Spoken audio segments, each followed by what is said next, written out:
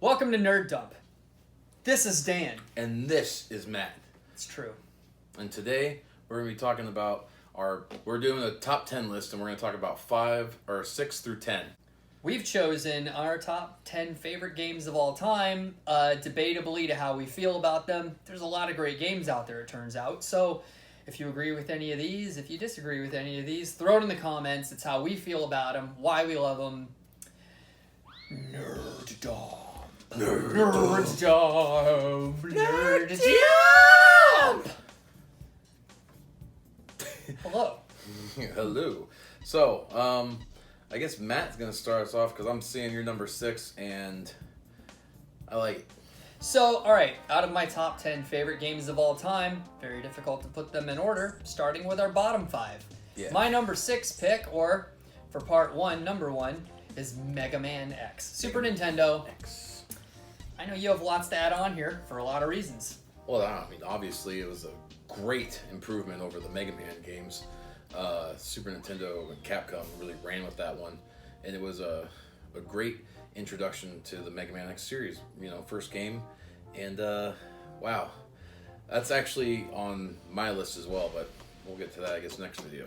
It's got, I don't know, it's one of those, I think the first Super Nintendo game I was really introduced to, like a lot of people, was Super Mario World. My dad got a Super Nintendo. It was that old, like, when they came out, it came as a package and you got a game with it. Remember when systems used to do that? Well, they still do, but they sell them as downloads now.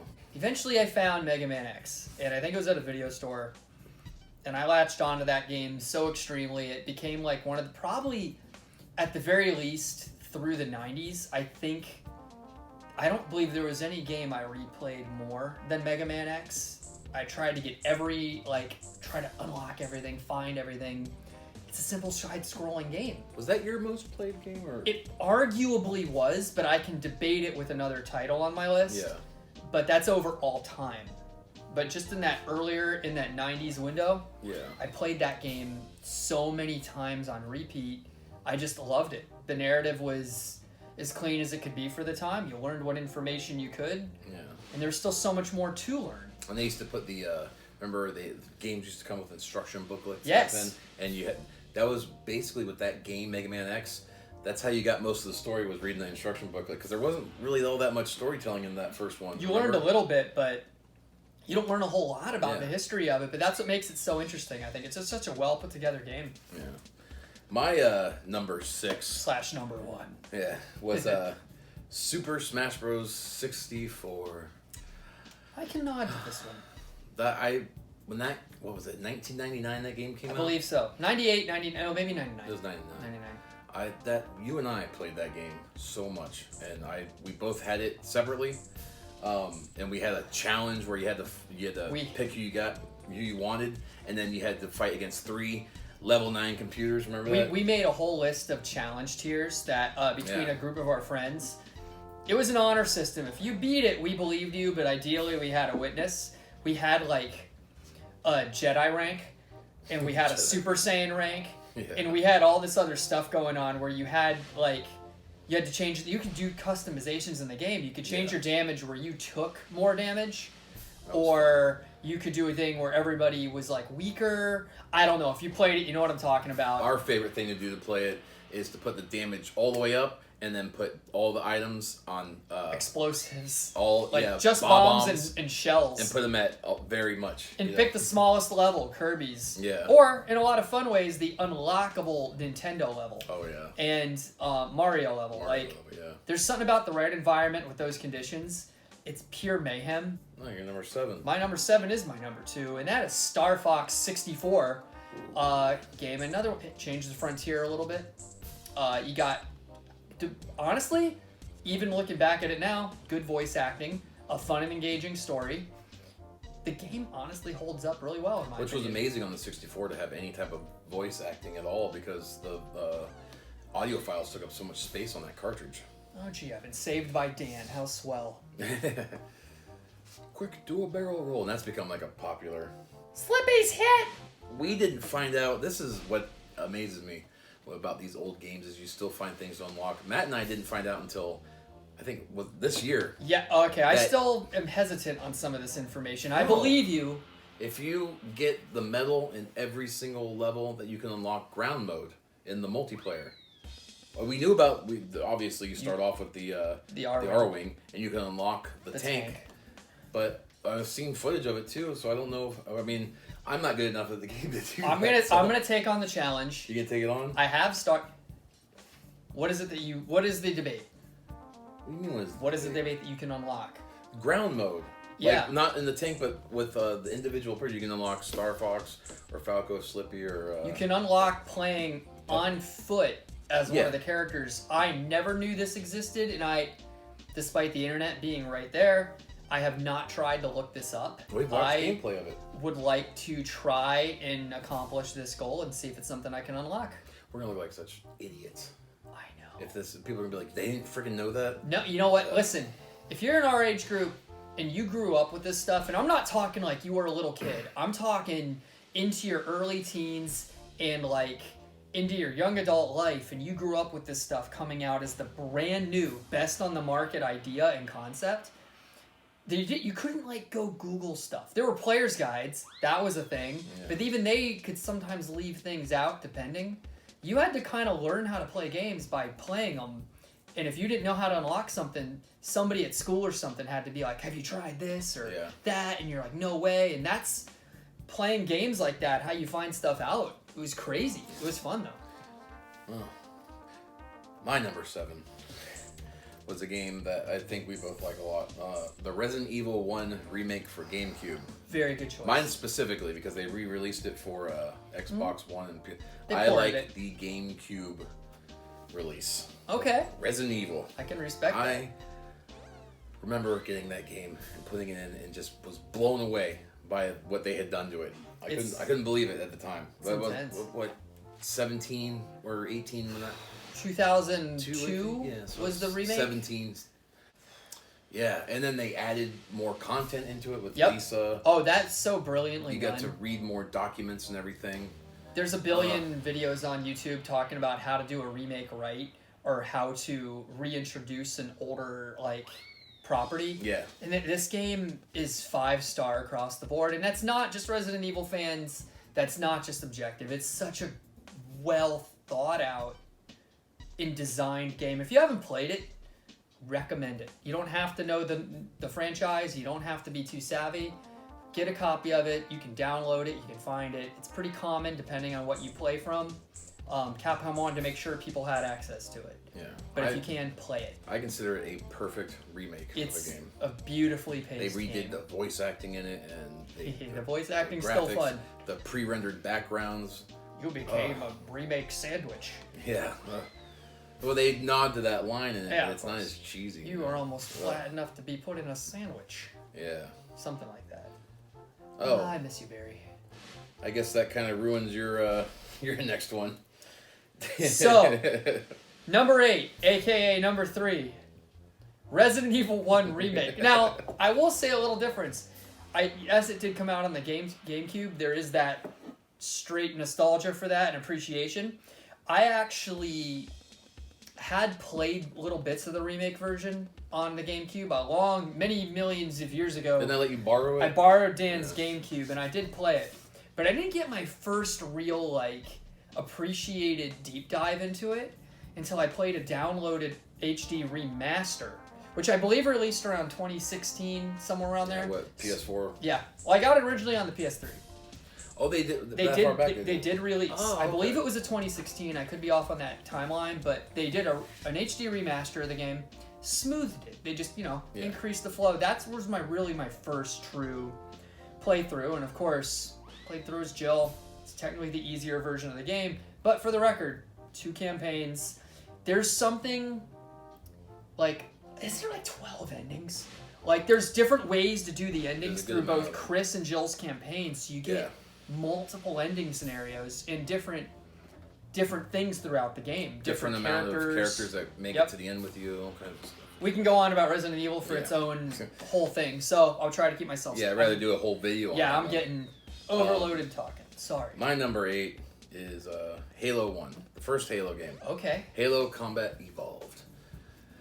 Now, I don't. It's no debate what the Halo series did for first-person shooters. Red versus blue. Yeah, that game has so much nostalgia too with me though, because it was a multiplayer game. You know, you could do the co-op campaign and stuff. And at the time, I remember going to a friend's house. He had 2 Xboxes. It wasn't me. And he was able to link them so that we could play on 2 different TVs, That's but have right. 4 players each on each TV. That's cool. And yeah, split screen for all you young people. And Split screen. it was just was so terrible. Cool. I mean, it was a little repetitive, but it was a brand new IP from Microsoft. They had just come out with their own console, and they released Halo for it, and I thought it was amazing. Go ahead, Matt. No, Halo changed the whole frontier of that kind of gaming, man. It's nuts. Like, okay. Number 4, aka number 9. Wait, I had that the other way. Anyway, Super Mario World, Super NES. This game introduced a lot of people in our generation, like, to how much potential video games had. So it's a much older title. Mario World dropped with the SNES. What was that? In the US, it was like 91, 92? 92. It's a simple game. I'm It talking was- US. Oh, I think US 92 was the release. US release. Maybe, yeah. It was between 91 and 93, but I'm pretty sure 92. Yeah. Could be wrong. Hey, be nice in the comments. But no, this is one of those games. It's simple, side-scrolling, little platforming in there, simple stuff, but it really showed the potentials. You had sound design, soundtrack, animation. It's just such an extremely engaging and classic game. I understand the Mario franchise has branched out just as much as we'll argue Disney has, but just because you can do more doesn't always mean that it's always better. Well, there was the one great thing about Super Mario World was the secrets spread throughout that entire map. The game doesn't really tell you how much hidden content is in the game and how to get it, but there's like tangent directions and levels, other things to unlock. Star World. There's so much, and it's such a great thing to revisit. So if you have any way to play that and you haven't played it, I feel like It's a game that's not hard to get a hold of, so there's it's no just excuse. fun to play. My number 9, we've already discussed, is Star Fox 64. It's a good pick. The only thing I can really add to it is that every time I turn that game on, I just want to play the whole thing through. So Yeah. I don't know. They did such a good job with it. And what really sucks is that Nintendo is never. I don't think they're ever going to make a Star Fox game that's Quite the same. Yeah, they keep bumbling it up. It's not a long game, but there's a lot of secret content, hidden levels, routes, missions, things to accomplish. And you know what? It's in a time, it's from a world where you don't have trophy systems, you don't have leaderboards. It's just, you're doing it, but it's yours. That's not posted anywhere. And you do it because it just feels satisfying to do. Yeah. So, the last part of this list is going to come as a bit of a change-up. Marvel's Ultimate Alliance, originally dropped on the PS2, I believe. So if you know this game, you already know what I'm going to say. It was phenomenally ahead of its time in its own way. It came out a number of years right before the MCU became a thing, and definitely took the heart of what the MCU is becoming. But it was doing it in this game earlier on, just going, hey, comic books rock, these characters rock. They even brought Deadpool into the fold before Deadpool was getting popular. And this is another video that another game I think that deserves its own video. Yeah. I know you haven't really played it. This is one on your list that I have not played. There's a lot in this game, and it's another one of those so much unlockable content. Didn't I just give this game to you recently? Like an actual PS2 copy of it, didn't I? Believe so. It's quite the prize, if you will. You'll have It's to a let me great game. borrow it so I can play it. See, one of those things, man, I can't explain this game well if you haven't played it, but it's like the character interactions are all unique between them. Like, I found out if you mix certain people together on your team, the way they behave together is hilarious. Like, Deadpool and Wolverine on the same team is something so worth doing. Things like that. But again, it's a tangent. Great game. Kind of wish it could come back. I wish it would show up somewhere in like the PSN because, come on, Sony. And then we've talked about this game in a past video, but my number 10 bottom of the list is Half-Life. I've been learning a lot about Half-Life. I know you haven't played Half-Life. Not yet. This is the original Half-Life, the PC version of Half-Life from 1998. The G-Man. I played so many hours of that game. So many hours. Again, you know, we've talked about this one in the video already. G-Man the game. But they kind of revolutionized first-person shooters, you know, before Halo and all that stuff came out. GoldenEye 64. Yeah. Well, this was, you know, with a mouse. I know, slightly better control style. Yes. But just a good... I love the uninterrupted narrative. You're allowed to experience the narrative, or you don't even have to if you don't want to, but the game never stops you to show you a cinematic. You experience the whole game all the way through until the very end when you're frozen in the G-Man's right there, giving you a choice at the very end of the game. Red Bull or Monster. But yeah, that's I guess that's the end of our bottom half of all our right. top 10. Stay tuned for part 2. Yeah, I guess next time The number ones. we'll do it the right way next time and start at number 5 and go up to number 1. We should do that. That's we went started at 6 and went Like down a to 10. reverse countdown. Yeah. Well, we're dumb sometimes. But he has been that.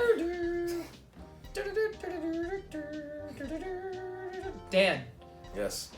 And we'll see you next time. Nerd dump. Nerd Docs. Don't you wish we had like pixelated environments, like a pixelated table? That'd be pretty cool. That'd be amazing. All right, so let's do the same. This is the same intro Oh again. man, the same entrance. Intro.